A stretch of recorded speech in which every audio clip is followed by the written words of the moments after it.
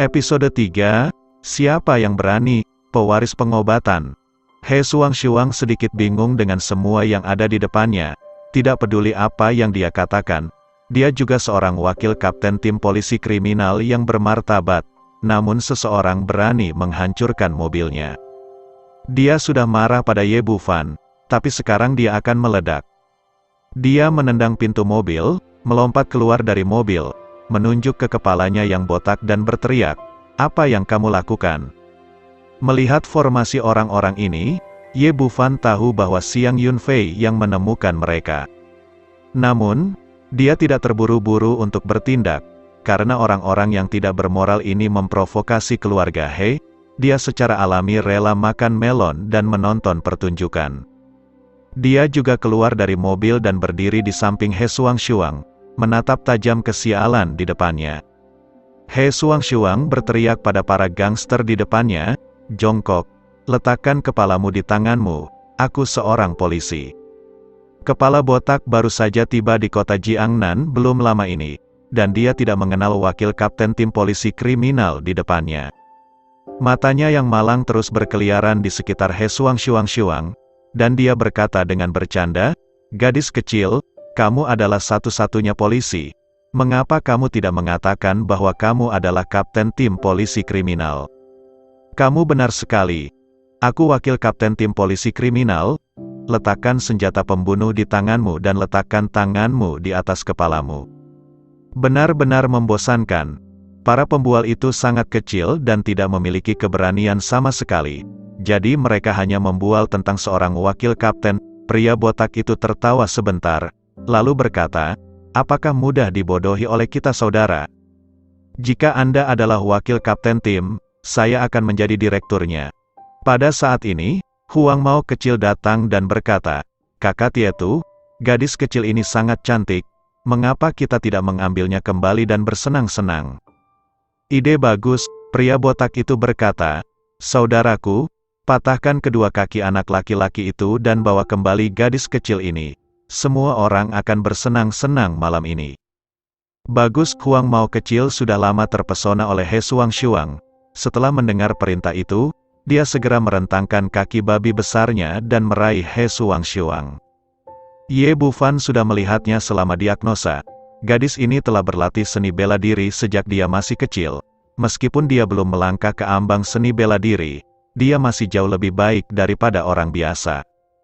Benar saja, He Xuangshuang, yang sudah penuh amarah, meraung dengan marah, "Kamu mencari kematian."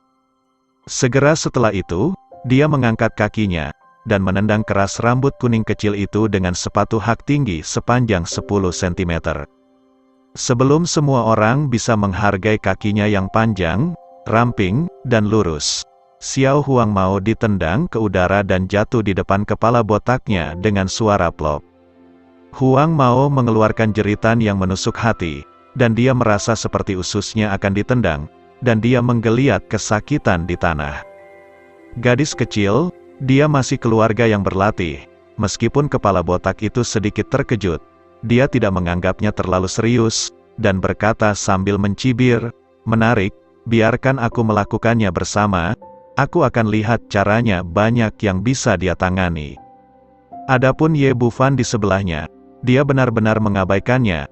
Dia bisa menamparkan anak laki-laki seperti ini sampai mati dengan satu tamparan. Para sialan menyerbu He Xuangshuang satu demi satu.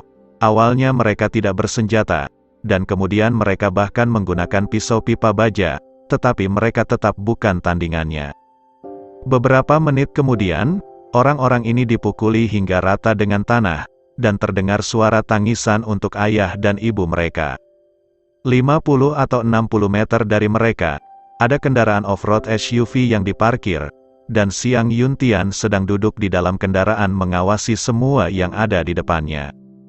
Duduk di sebelahnya adalah seorang pria parubaya dengan kacamata hitam besar di wajahnya dan tato ular kobra yang mengerikan di dadanya. Dia adalah gangster terkenal di daerah ini, bos dari orang-orang botak itu. Karena perilakunya yang sangat kejam, semua orang memanggilnya Kobra.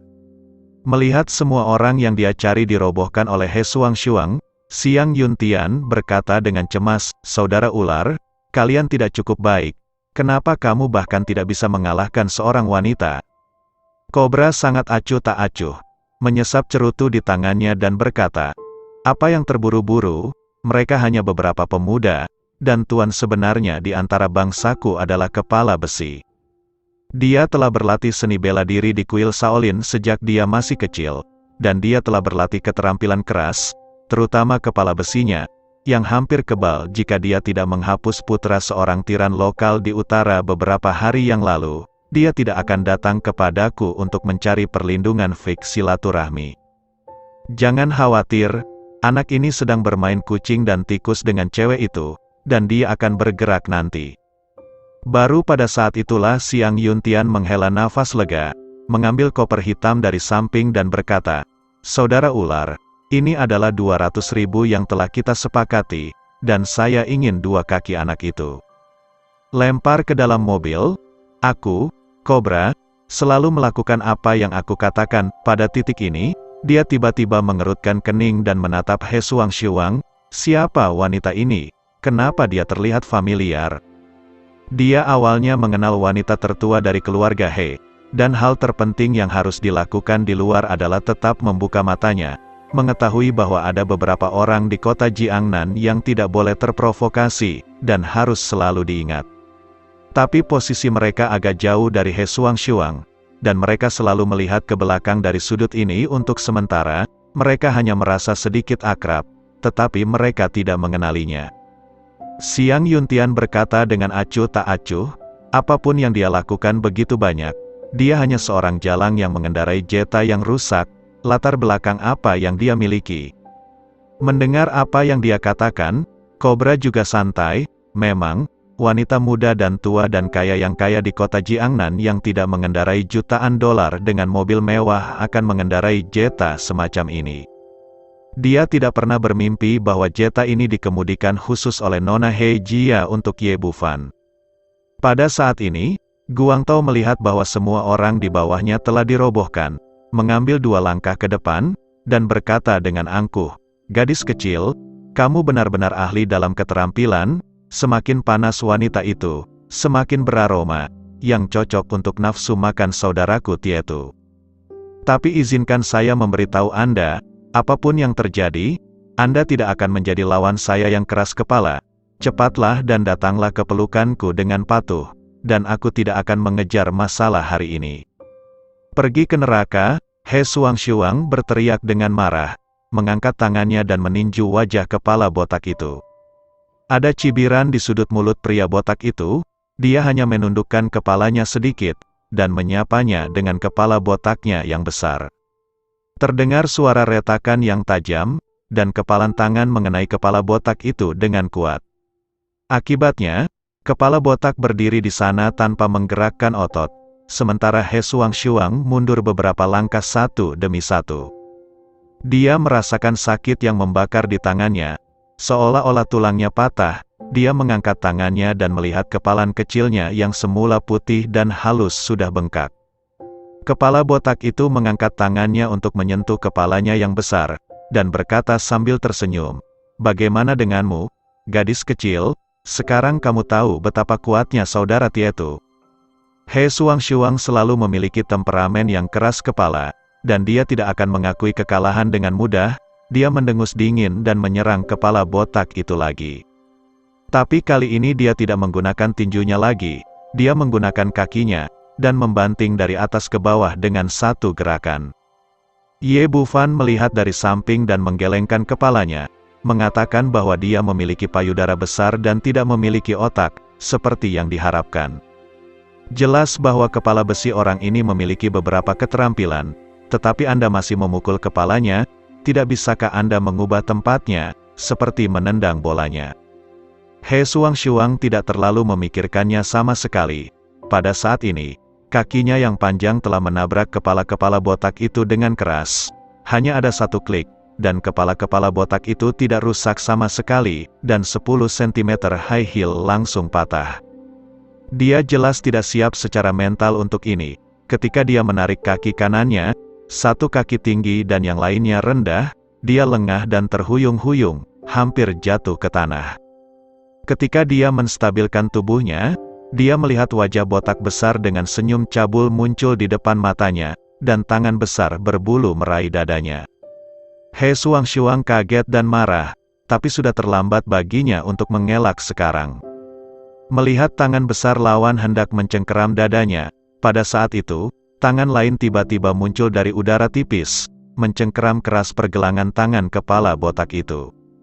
Kepala botak itu terasa seperti tangannya dijepit oleh jepitan besi, sekeras apapun dia berusaha, dia tidak bisa menggoyahkannya sedikitpun. Ini cukup mengejutkannya, dia menoleh dan melihat bahwa Ye Bufan yang menonton pertunjukan dari samping. "Nak, jika kamu berani menyerangku, aku akan menunjukkan betapa kuatnya saudara Tietu." Meskipun pergelangan tangannya dicengkeram, kepala botak itu tidak panik.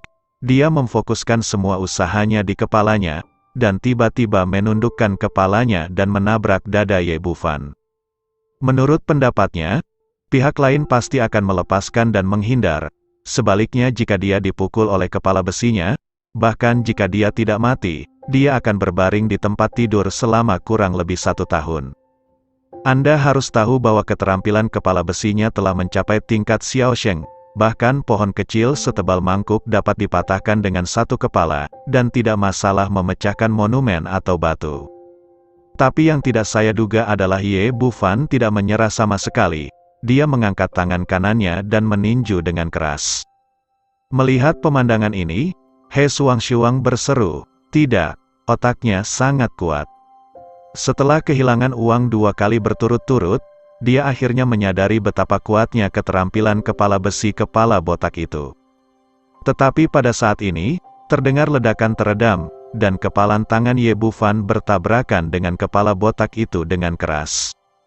Namun, tidak seperti He Suangshuang barusan, Ye Bufan tidak bergerak sama sekali selama ini, tetapi kepalanya yang botak terbang sejauh 6 atau 7 meter, dan jatuh ke tanah dengan suara plop. Tepat pada saat itu, dia merasa seolah-olah kepalanya ditabrak kereta api, dan dia merasa seperti hampir meledak. Dia mengangkat tangannya dan menyentuhnya, dan ada benjolan seukuran telur di kepala besi yang bisa memecahkan batu itu. Ketika dia menyentuhnya sedikit, dia merasakan sakit yang menusuk hati. Bagaimana ini bisa terjadi? Kepala botak itu kaget. Meski kepalanya dipukul dengan batu bata atau batu, hal ini tidak akan terjadi. Mungkinkah tinju lawan lebih keras dari palu? Ye Bufan tidak terlalu peduli, karena pihak lain menginginkan kedua kakinya sendiri, dia tidak akan sopan. Dengan gerakan kakinya, dia mendatangi kepala botak itu, mengangkat tinjunya dan menghancurkannya seperti tetesan air hujan, tidak mengenai tempat lain, tetapi secara khusus mengenai kepala botak itu. Suara meninju daging bergema di udara, dan kepala besi botak itu bengkak dengan darah satu demi satu. Dalam waktu kurang dari 2 menit, kepalanya dipenuhi benjolan, dan seluruh Sakyamuni hidup dan sehat. Di dalam SUV, Cobra dan Xiang Yuntian tertegun. Tidak satu pun dari mereka mengira bahwa skill Ye Bufan begitu dahsyat. Xiang Yuntian berkata dengan cemas, "Saudara ular, kamu tidak cukup baik, cepat dan telepon seseorang lagi." Cobra berteriak dengan marah, "Apa-apaan, kepala besi adalah bawahan terbaikku, siapa lagi yang bisa kupanggil? Bukankah kau bilang dia hanya pria normal? Anda benar-benar menemukan master seperti itu untuk saya. Saya tahu itu sangat kuat, apalagi 200.000, bahkan jika itu 2 juta, saya tidak akan melakukannya untuk Anda." Melihat Cobra itu marah, Xiang Yuntian berkata dengan cepat, "Saudara ular, jangan marah. Saya sudah cek, dia hanya anak miskin tanpa latar belakang. Dia ahli dalam keahliannya. Sekarang dia memukul seseorang, ayo panggil polisi. Sepupu saya ada di tim polisi kriminal. Jika Anda melihatnya, Anda tidak bisa membunuhnya." Cobra menggelengkan kepalanya dan berkata, "Tidak, orang-orang di bawahku ini tidak bersih, terutama kepala botak, yang membawa nyawa mereka di punggung. Jika kamu memanggil polisi, mereka semua akan habis." Xiang Yuntian berkata, "Saudara ular, jangan khawatir, kami adalah korban sekarang, dan sepupu saya akan datang lagi. Saya pasti tidak akan memeriksa identitas mereka, bawa saja anak itu pergi. Kobra sedikit ragu, selalu merasa ada yang tidak beres, tetapi saat ini Xiang Yuntian sudah menelepon. Ye Bufan merasa bahwa pemukulan itu hampir selesai, dan dia mengangkat kerah botaknya dan berkata, "Bukankah kamu keterampilan kepala besi, apakah kamu masih berlatih?" Kepala botak itu menggelengkan kepalanya, dan butuh banyak usaha untuk melihat wajah pemuda di depannya. Dia benar-benar bingung, dan dia merasa seperti ada bintang di depan matanya dan lebah di telinganya. Dia tidak mengerti mengapa pemuda di depannya memiliki tinju yang begitu kuat, bahkan jika dia membenturkan kepalanya ke batu saat itu tidak sesedih sekarang. Tidak ada lagi latihan, kakak. Aku benar-benar meyakinkanmu. Tolong, biarkan aku pergi kali ini. Kepala botak itu merasa kepalanya benar-benar akan meledak jika dia terus memukulinya. Setelah itu dia merasakan bayangan di hatinya, dan dia mungkin tidak akan berani menggunakan kepala besinya lagi di masa depan. Ye Bufan berbalik dan berkata kepada He Shuang yang tercengang, "Bagaimana? Apakah kamu ingin memukulnya 2 kali untuk melampiaskan amarahmu?" He Shuang memandang pemuda di depannya dengan ekspresi rumit.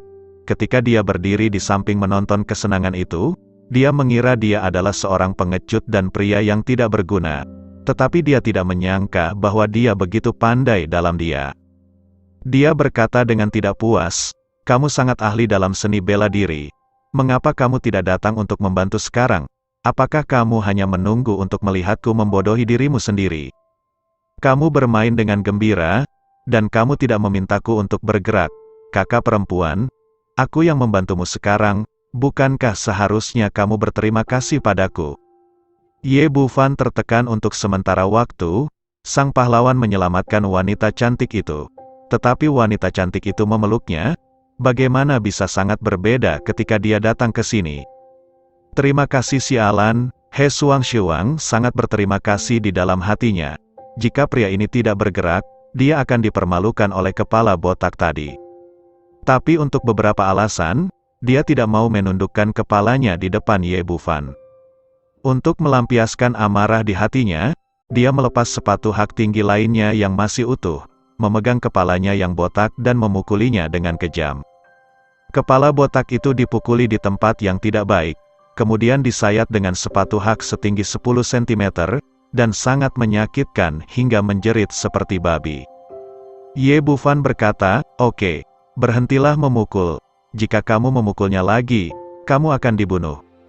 He Shuang hampir selesai melampiaskan, dan suasana hatinya meningkat pesat. Pada saat ini, sirene berbunyi, dan 6 atau 7 mobil polisi melaju dari kejauhan.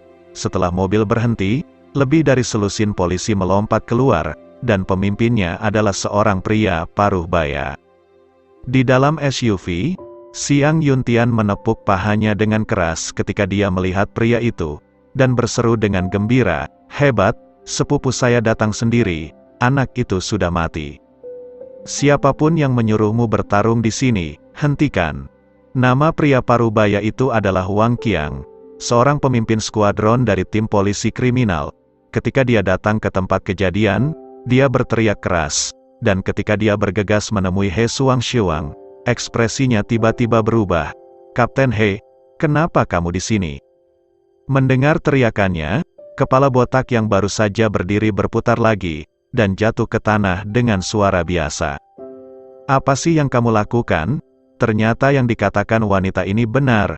Dia benar-benar seorang polisi dan kapten. He Shuang menunjuk sialan di tanah dan berteriak, "Orang-orang ini mengepung saya dengan senjata dan menghancurkan mobil saya. Bawa mereka kembali dan selidiki dengan hati-hati untuk melihat siapa yang mengirim mereka." Wang Qiang kaget. Dia berani mengepung wakil kaptennya, wanita tertua dari keluarga He. Apakah orang-orang ini gila? Atau apakah Anda merasa tinggal di luar terlalu lembab? Tangkap mereka semua dan bawa mereka kembali ke kepolisian. Dia adalah orang pertama yang melepaskan borgol dan mengikat kepala botaknya, dan petugas polisi lainnya juga mengambil tindakan satu demi satu, dan menangkap gangster lainnya ke dalam mobil polisi. Setelah para gangster itu dibawa ke dalam mobil, Wang Qiang memandang Ye Bufan dan berkata, "Kapten He, siapa ini? Ye Bufan berkata, "Oh, aku pamannya." Melihat pria ini datang untuk mengambil keuntungan darinya lagi, He Suangshuang menatapnya tajam. "Mobil saya hancur, dan ada begitu banyak orang yang menunggu untuk menanganinya, kembalilah sendiri." "Bisa," kata Ye Bufan sambil membuka pintu mobil dan mengeluarkan barang-barangnya. Dia juga tidak ingin tinggal terlalu lama dengan Ye Suangshuang. Jika dia mengetahui bahwa para gangster ini mengejarnya, mungkin wanita ini akan melakukan hal lain. Memegang panci dan wajan di tangannya, dia berjalan menuju sekolah. Di dalam SUV, Xiang Yuntian tercengang. Polisi memang sudah datang, tapi mereka tidak mengikuti rutinitas. Bukan Ye Bufan yang ditangkap, tapi orang yang dia temukan. Kobra berteriak dengan marah, "Xiang Yuntian, apa yang terjadi? Mengapa sepupumu mengambil semua orangku?" Xiang Yuntian ragu-ragu dan berkata, Aku juga tidak tahu. Aku akan memberitahumu nama keluarga Xiang. Jika kamu tidak mengeluarkan orang-orangku dari biro hari ini, aku tidak akan pernah berakhir denganmu." Kobra sedang berbicara, ketika He Suangshuang berbalik dan menatap mereka. Ketika dia melihat dengan jelas bahwa wanita itu adalah He Suangshuang, dia hampir kehilangan hatinya. "Saya sebenarnya meminta bawahan saya untuk mengepung wanita tertua dari keluarga He dan wakil kapten tim polisi kriminal. Bukankah ini bintang ulang tahun yang gantung di Ria? Apakah terlalu lama? Bagaimana status keluarga He di kota Jiangnan? Anda dapat menghancurkannya sampai mati dengan menjentikkan jari Anda. Jika saya mengetahui ini lebih awal, apalagi 200.000, bahkan jika saya memberinya 2 miliar, saya tidak akan berani mengambil pekerjaan ini. Lagi pula, berapapun uang yang Anda miliki, Anda harus menghabiskan hidup Anda." Memikirkan hal ini, dia sangat marah sehingga dia mencengkeram leher Xiang Yuntian dan mengutuk, "Xiang, kamu telah mengacaukanku sampai mati. Kamu menantangku untuk melakukan sesuatu pada keluarga Nona He. Apa yang kamu coba lakukan?"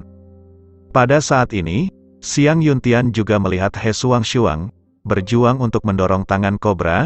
"Saudara ular, saya tidak tahu, siapa yang mengira bahwa nona muda dari keluarga He akan berkeliling dengan jeta yang rusak." Kobra berkata dengan marah, "Saya tidak peduli. Kejadian ini semua karena Anda. Anda harus mengeluarkan semua orang dari biro dan memberi saya 10 juta sebagai kompensasi." 10 juta, meskipun keluarga Xiang Yuntian memiliki sejumlah uang, tetapi 10 juta jelas bukan jumlah yang kecil. Dia berkata, "Saudara ular, apakah 10 juta terlalu banyak?" Mulut besar Kobra menoleh ke wajahnya, "Banyak kentut. Aku mengacaukan keluarga Nona He. Tidakkah kamu harus mengeluarkan uang untuk menyelesaikan masalah ini? 10 juta ini tidak cukup. Aku akan membunuhmu jika kurang." Memikirkan kekejaman Kobra, Xiang Yuntian dengan cepat berkata, "Saudara ular, jangan marah. Saya akan memberikan uang. Saya pasti akan memberikannya." Saat ini, dia membenci Ye Bufan sampai mati. Dia benar-benar tidak tahu keberuntungan macam apa yang dimiliki anak ini, untuk bisa berkumpul dengan keluarga Nona He. Keluarga He, setelah Cao Xinghua pergi, He Tianqi berkata kepada He Changqing, "Ayah, kami lupa satu hal hari ini, kami tidak membayar biaya konsultasi dokter kecil jenius itu." He Changqing berkata, "Ayahmu dan aku belum bingung, bagaimana aku bisa lupa?" He Tianqi berkata dengan heran, "Ayah, apa maksudmu?" He Changqing berkata, "Saya telah menjadi seorang prajurit sepanjang hidup saya, dan saya telah melihat banyak orang dalam hidup ini. Seseorang seperti Dr. Ye Xiao akan menjadi senjata yang hebat di masa depan, dan keluarga He kita harus berteman baik dengannya. Kali ini dia menyelamatkan nyawa lelaki tua itu, dan kebetulan itu adalah kesempatan bagi keluarga He kita. Kita harus memanfaatkan kesempatan itu untuk lebih dekat dengannya. Jika kita hanya memberikan sejumlah uang, mungkin sulit bagi dokter kecil yang jenius untuk memandangnya secara berbeda. Jadi kita harus memberikan ide baru dalam biaya konsultasi kali ini, agar dia bisa merasakan ketulusan keluarga He kita."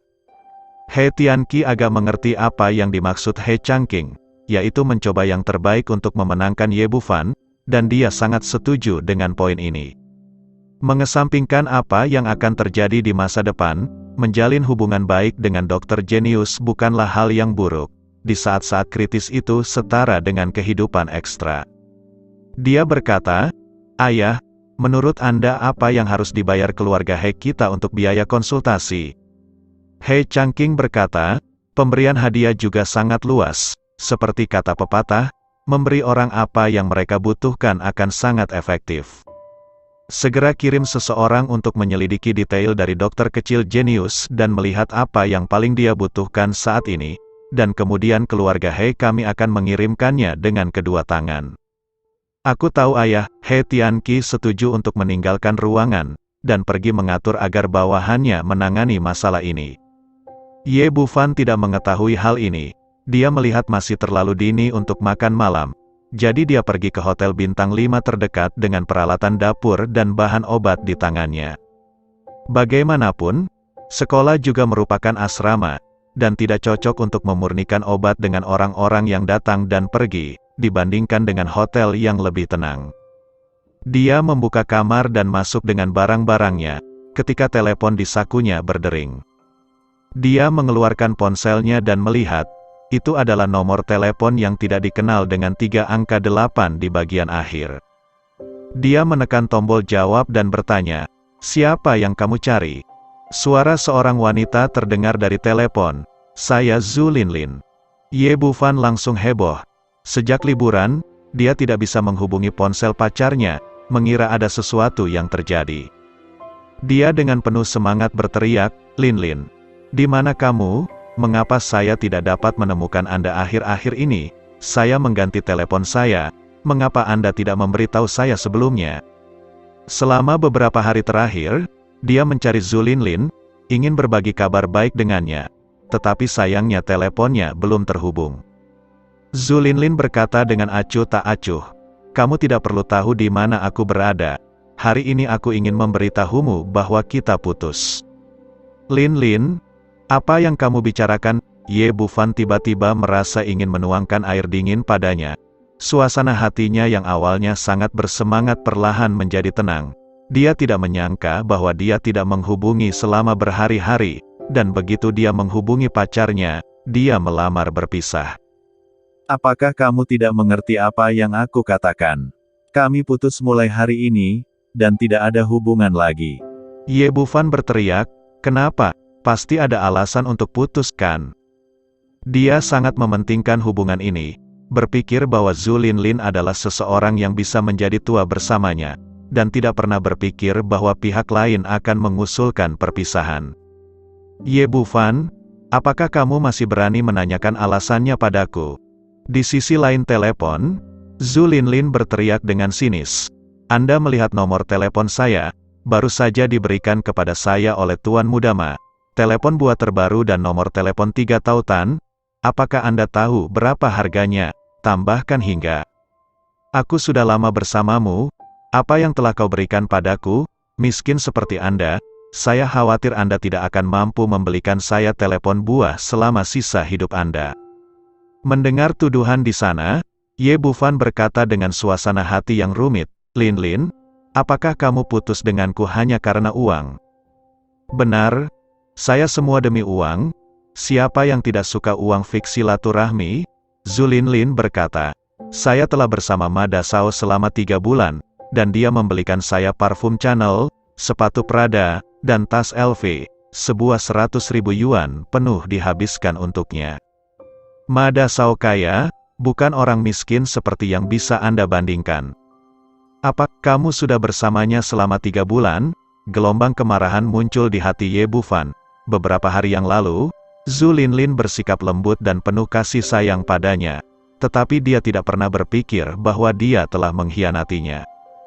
"Jadi apa? Siapa yang membuatmu menjadi hantu yang malang? Mulai hari ini dan seterusnya, kita tidak akan berhubungan lagi. Jangan datang padaku lagi." Setelah Zhu Linlin selesai berbicara, dia menutup telepon dengan cepat. Ye Bufan menutup telepon dan tertegun sejenak, dengan senyum mencela diri sendiri di bibirnya. Dia selalu berpikir bahwa yang dia miliki adalah cinta yang murni dan tanpa celah, yang tidak akan tercemar oleh substansi sosial, tetapi dia tidak menyangka hasil akhirnya akan seperti ini. Hal yang paling konyol adalah Zhu Linlin benar-benar putus dengannya demi uang. Sebagai pewaris pengobatan kuno, bagaimana dia bisa kekurangan uang, menghasilkan uang hanya dalam hitungan menit. Dia mengeluarkan 2 juta cek di sakunya, dia menyiapkan 1 untuk ibunya dan 1 untuk Zhu Linlin. Tetapi sekarang tampaknya milik Zhu Linlin tidak lagi diperlukan. Kemudian dia juga mengetahuinya, ini juga hal yang baik. Jauh lebih baik baginya untuk melihat wajah asli dari penggali emas ini terlebih dahulu daripada tetap dalam kegelapan. Setelah memikirkannya, dia merasa jauh lebih nyaman, mengeluarkan peralatan dapur yang dibelinya dan mulai menyempurnakan jidan. Menggunakan peralatan dapur untuk membuat alkimia jauh lebih buruk daripada tungku alkimia, tapi untungnya, membangun pil pondasi bukanlah pil tingkat tinggi, jadi bisa dilakukan seperti ini. 2 jam kemudian, 3 pil pendiri yayasan hitam muncul di telapak tangannya. Meskipun terlihat tidak rata dan tidak seindah yang dibuat di tungku pil, kemanjurannya tidak terlalu buruk. Dia mengeluarkan ramuan dan menelannya ke dalam mulutnya, dan kemudian mulai mengedarkan qi yang kacau. Obat mujarab meleleh di mulut, dan segera terjadi reaksi di dantian, mendidih seperti air mendidih. Zeki semakin kuat dan kuat, terus-menerus menjelajahi 7 meridian dan 8 meridian di dalam tubuh, di bawah bimbingan kesadaran spiritual Ye Bufan. Gelombang energi sejati seperti sungai Yangtze yang perkasa mengalir melalui anggota tubuh dan pembuluh darah. Seiring berjalannya waktu, tubuhnya perlahan-lahan dipenuhi dengan qi murni yang semakin banyak, dan akhirnya dia merasa seolah-olah tubuhnya akan meledak. Tepat ketika dia merasa bahwa dia tidak dapat bertahan lagi, tekanan tiba-tiba mereda, dan setetes air seukuran kacang muncul di dantiannya. Indera spiritual Ye Bufan dapat dengan jelas melihat perubahan pada dantiannya. Qi sejati berubah dari wujud gas menjadi wujud cair, yang merupakan karakteristik pembangunan pondasi, yang berarti ia telah berhasil memasuki tahap pembangunan pondasi. Setelah mengolah rantai untuk sementara waktu, qi sejati yang melonjak dalam tubuh benar-benar disempurnakan, dan 3 tetes qi sejati cair muncul di dantian. Setelah beberapa saat, Ye Bufan perlahan membuka matanya. Pada saat ini, dia sudah merasakan kekuatannya sendiri, dibandingkan dengan tahap chain qi sebelumnya. Basis kultivasinya telah meningkat lebih dari 10 kali lipat. Pada saat yang sama, kesadaran spiritualnya juga meningkat pesat, dari 2 meter menjadi 5 meter, dan dia dapat dengan jelas melihat semua yang terjadi di kamar sebelah. Dia mandi air dingin di kamar mandi, memeriksa waktunya hampir habis, meninggalkan hotel, pergi ke bank di lantai bawah untuk menukar 2 juta cek menjadi uang tunai dan menyimpannya di kartu, dan kemudian bergegas menuju restoran Sui Jiangnan yang disebutkan Qin Cucu.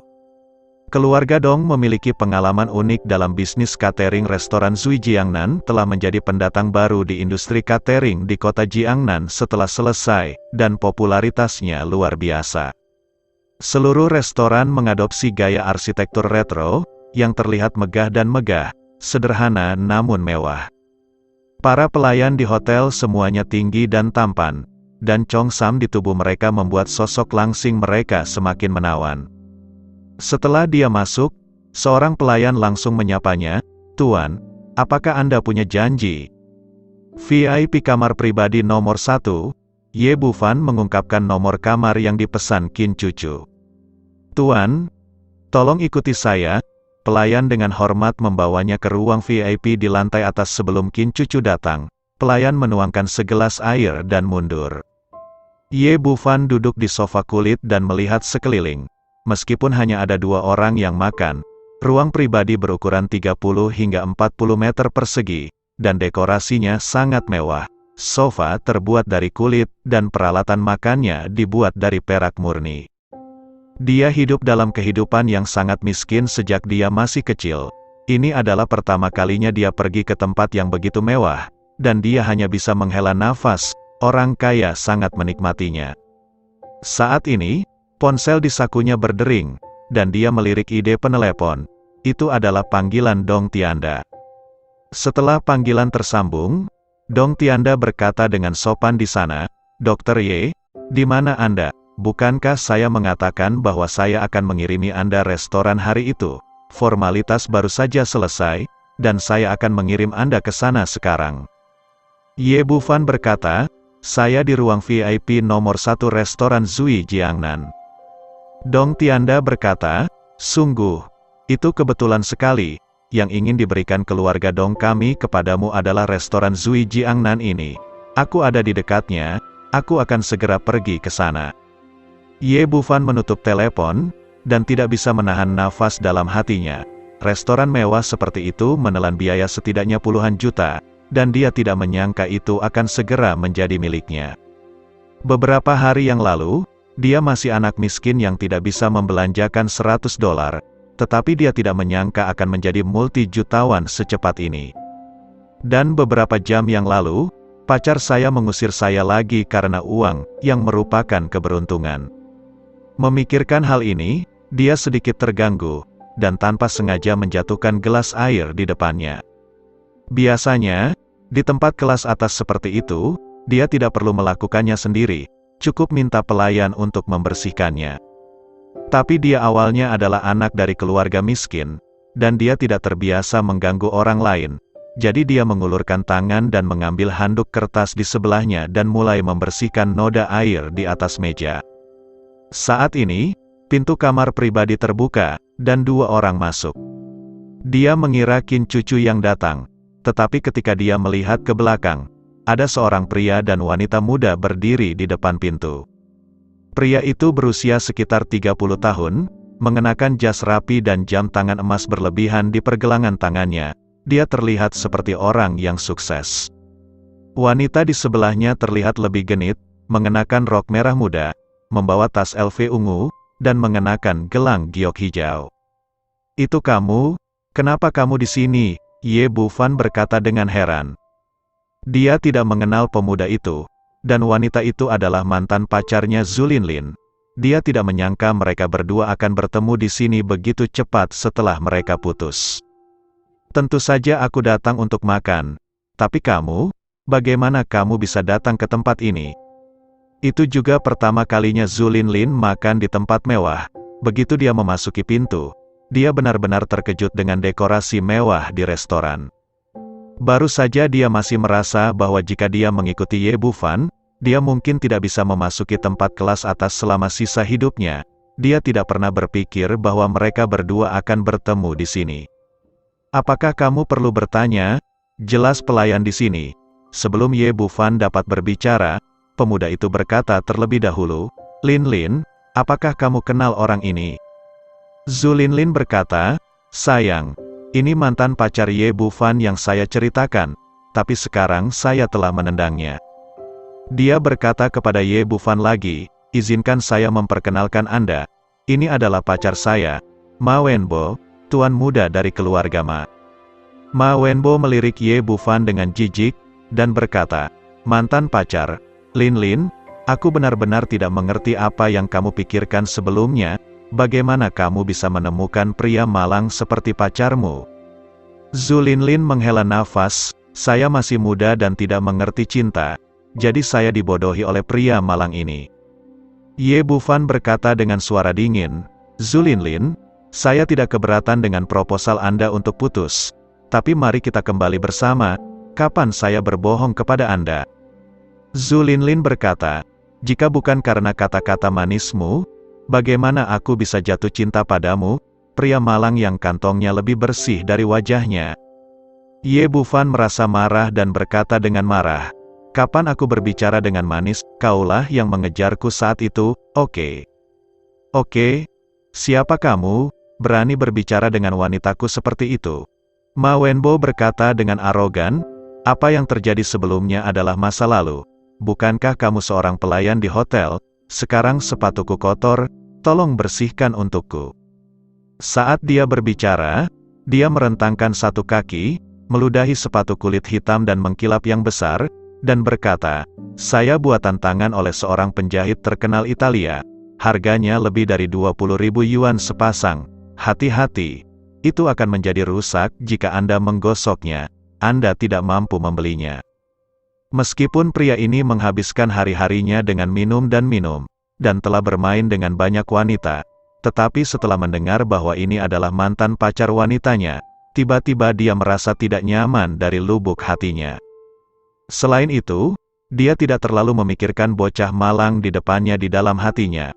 Jadi dia ingin menginjak Ye Bufan dengan keras dan memamerkan keunggulannya. Wajah Ye Bufan langsung berubah dingin. Pergilah. Apa yang kamu bicarakan? Apa salahnya memintamu untuk menyemir sepatumu? Zhu Linlin berteriak dengan percaya diri. Kamu adalah pelayan di sini, dan Tuan Muda Ma adalah tamu terhormat di sini. Bukankah seharusnya kamu menyemir sepatu orang terhormat tamu?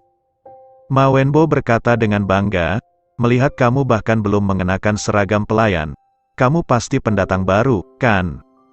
Saya sangat akrab dengan Bos Dong di sini. Selama Anda puas melayani saya, Tuan Muda, saya dapat menjadikan Anda karyawan tetap hanya dengan satu kalimat, bahkan menjadi mandor pun tidak masalah.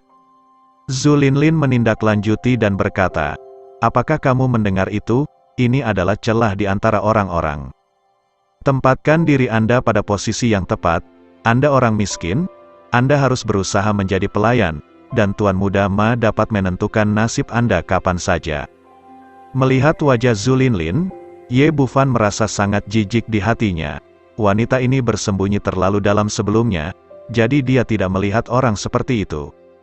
Pada saat yang sama, dia diam-diam bersukacita karena dia putus dengannya.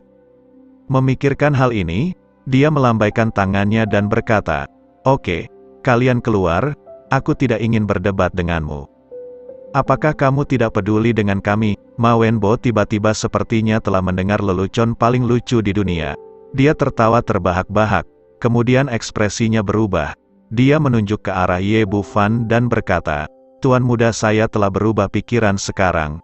Segera jilat sepatu saya sampai bersih. Kalau tidak, ketika saya menelepon manajer, saya akan segera memecat Anda, sehingga Anda bahkan tidak bisa menjadi pelayan magang. Zhu Linlin berkata, apakah Anda mendengar itu? Anda dapat memperoleh 3 hingga 5.000 yuan sebulan sebagai pelayan di sini, yang cukup untuk biaya sekolah Anda untuk semester berikutnya. Cepat dan lakukan apa yang dikatakan Ma Dasao, atau Anda akan menyesal itu. Ye Bufan benar-benar kesal dengan kedua sialan ini. Dia datang dan mencengkeram kerah Ma Wenbo, mengangkat tangannya dan melemparkannya keluar dari kamar pribadi, lalu menunjuk Zhu Linlin dan berkata, aku tidak memukul wanita, kamu pergi. Kamu Bufan, kamu sudah dewasa, bukan? Beraninya kamu menyentuh Tuan Muda Ma. Zhu Linlin bergegas keluar dan membantu Ma Wenbo bangkit dari tanah. Nak, beraninya kau memukulku? Ma Wenbo menjadi gila karena marah. Dia ingin bergegas untuk melawan Ye Bufan, tetapi dia tidak memiliki keberanian. Dia ragu-ragu sejenak dan berteriak sekuat tenaga. Bagaimana dengan manajer? Bagaimana kabarmu? Buka restoran ini. Para pelayan berani melawan Ye Bufan, tamu. Zhu Linlin juga berteriak sekuat tenaga. Ayo, pelayan pukul aku. Mendengar teriakan mereka, Zhang Daking, manajer restoran, bergegas mendekat dan berkata dengan nada menyanjung, Tuan Muda Ma, kapan Anda datang? Ma Wenbo adalah seorang playboy. Dia makan, minum, dan bersenang-senang sepanjang hari. Dia telah berkecimpung di industri catering selama bertahun-tahun. Dia sudah lama mengenalnya. Dia tahu bahwa ini adalah tuan muda dari keluarga Ma, orang yang sangat kaya. Melihat dia bertemu dengan seorang kenalan lama, Ma Wenbo menjadi semakin sombong, menunjuk ke arah Ye Bufan dan berteriak, Manajer Zhang, apakah Anda masih ingin membuka restoran Anda? Pelayan itu berani memukul pelanggan. Zhang Daking melihat ke jarinya, lalu berkata, Tuan Ma, Anda salah paham, dia bukan pelayan kami. Ma Wenbo berteriak, ini sama sekali tidak mungkin, saya baru saja melihatnya membersihkan meja, bagaimana mungkin dia bukan pelayan Anda? Zhu Linlin menindaklanjuti dan berkata, benar, dia bisa menjadi pelanggan tanpa menjadi pelayan, dia hanya orang miskin, kantongnya lebih bersih dari wajahnya, bagaimana dia bisa punya uang untuk makan di sini? Ye Bufan tidak mengatakan apa-apa, sekarang restoran itu miliknya, dia ingin melihat bagaimana manajer menangani masalah ini, dan apakah layak untuk terus mempekerjakannya di masa depan. Zhang Daking berkata dengan nada menyanjung, Tuan Muda Ma, Anda benar-benar salah paham, pelayan kami di sini semuanya berpakaian seragam, dan ini pertama kalinya saya melihatnya.